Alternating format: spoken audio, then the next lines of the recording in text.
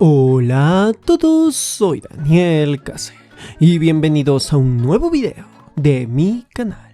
En esta ocasión he decidido hacer un pequeño video sobre un simple juego que necesitaba mostrarles. Este juego es Cook for Love, desarrollado por Red Deer Games. La historia de este juego nos transporta a París, donde un joven chef llamado Clement tiene que hacerse cargo del restaurante de su maestro y jefe Jean-Luc Chatillon, ya que dicho profesional decide hacer un viaje en el Orient Express y no podrá atender el restaurante.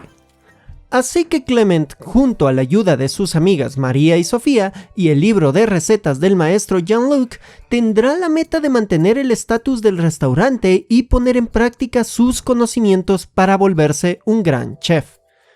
Cook for Love tiene mecánicas simples, siendo que al inicio de cada nivel tendremos que seguir una serie de pasos específicos para preparar un platillo, a partir de tomar ingredientes, llevarlos a la sección específica, prepararlos según sea necesario y finalmente servirlos.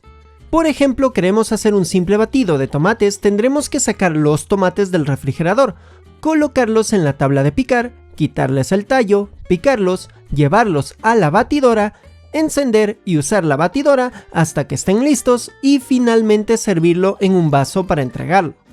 Pero mientras avanza el juego se agregarán más ingredientes y platillos más complejos, donde deberemos cocinar varias partes del platillo para servirlo en uno solo, esperar tiempos de congelación para tener hielos o helado, o hasta preparar la masa para algún postre.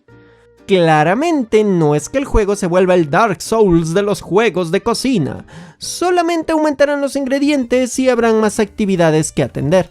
Por suerte, el juego es bastante amigable y permisible, así que los errores pueden ser realizados casi sin problemas. Dependiendo del nivel y al terminar cada platillo, tendremos algunas escenas entre los personajes mencionados, charlas de los clientes o vistas del restaurante para saber qué les ha parecido el platillo o avanzar alguna parte de la trama del juego.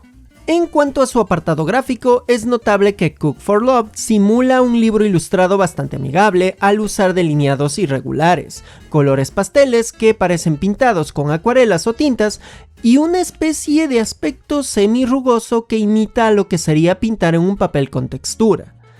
Esto le da una apariencia muy tranquila y para todo público que, en lo personal, no me fue para nada cansina y es de las cosas que más disfruté del juego. Como extra recomiendo jugarlo en Nintendo Switch, en modo portátil, ya que su aspecto táctil lo hace mucho más disfrutable y facilita algunas cosas. Y básicamente eso sería todo el juego. Sí, se nota que es una experiencia considerablemente casual, así que deben preguntarse por qué estoy analizando este videojuego. Bueno, es muy simple. Me agrada también explorar juegos indie muy casuales y sencillos para pasar ratos tranquilos. Cook for Love no siento que es un juego para videojugadores demasiado centrados en experiencias sumamente complejas o demasiado estandarizadas dentro del core de conocedores de videojuegos. Más bien, es una experiencia tranquila para todo el mundo, con el fin de simplemente generar una sensación tranquila y amigable al jugador. Siento que la importancia de Cook for Love y este tipo de experiencias muy casuales y tranquilas es perfecta para personas que poco o nada han tenido de acercamiento a los videojuegos, y son una entrada para conocer ciertas experiencias kinestésicas que la industria de los videojuegos mantiene en su forma de comúnmente interactuar con el jugador. Incluso su historia no es para nada épica, es más cercana a una anécdota casual que te han contado de la vida de alguien. Y hablando de eso, los desarrolladores de este juego tienen otra obra llamada Tell Me Your History. Y si les gustó Cook for Love, siento que pueden complementarse entre sí, tanto por su estética, gameplay e incluso comparten un mismo mundo.